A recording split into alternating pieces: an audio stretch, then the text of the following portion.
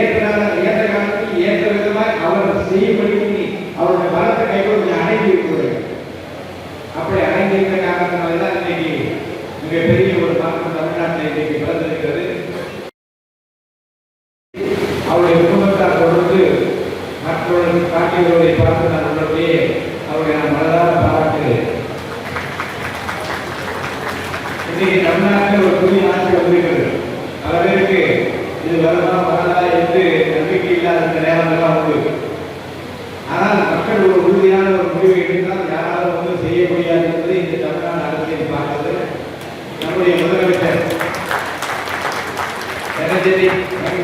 இன்றைக்கு இந்தியா முழுவதுமே பாராட்டுகிற அளவுக்கு பல செய்திகளை கொண்டு திட்டங்களை வைத்துக் கொண்டே இருக்கிறார். எங்கு பார்த்தாலும் தமிழக கட்சிக்காரர் அது என்ன என்றால் நமக்கெல்லாம் ரொம்ப சந்தோஷம். என்ன என்றால் doctor Kishore is part of our TV கேட்போம். சிறப்பாக இந்த ஆட்சி நடந்து கொண்டிருக்கிறது.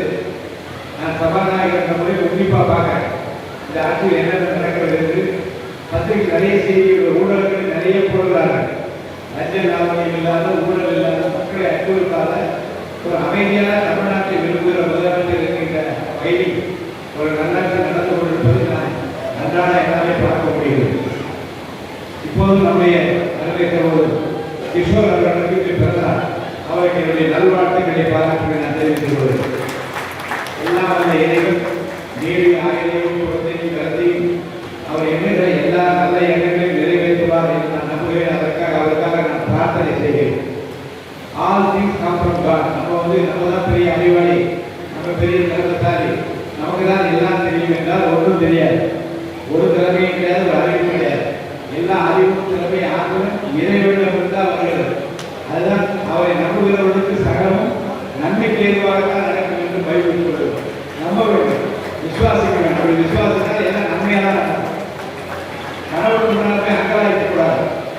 கடவுளுக்கு முன்னாடி போய் எனக்கு ஏன் இப்படி வந்தது என்று கேட்கக்கூடாது. ஏன்னா உனக்கு தெரிஞ்சதுக்காக அவருக்கு தெரியும் எப்போது நன்மை செய்ய வேண்டும், எப்போது உன்னை வாழ வைக்க வேண்டும் என்று அவருக்கு அதுவே நீ பொறுமையாக இருக்க வேண்டும். அவரை போட்டுக்கொண்டே இருக்க வேண்டும்.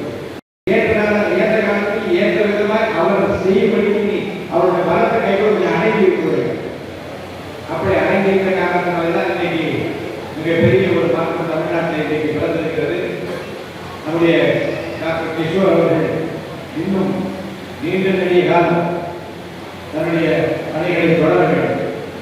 எப்படி மக்கள் செல்வாக்கு பெற்றிருக்கிற ஒரு குடும்பம் மக்கள் பணி ஆற்ற வேண்டும் என்பதற்கு வழிகாட்டியாக இருக்கின்றார்களோ அந்த வழியை பின்பற்றி டாக்டர் கிஷோர் பணியாற்ற வேண்டும். அது கொஞ்ச நேரத்தை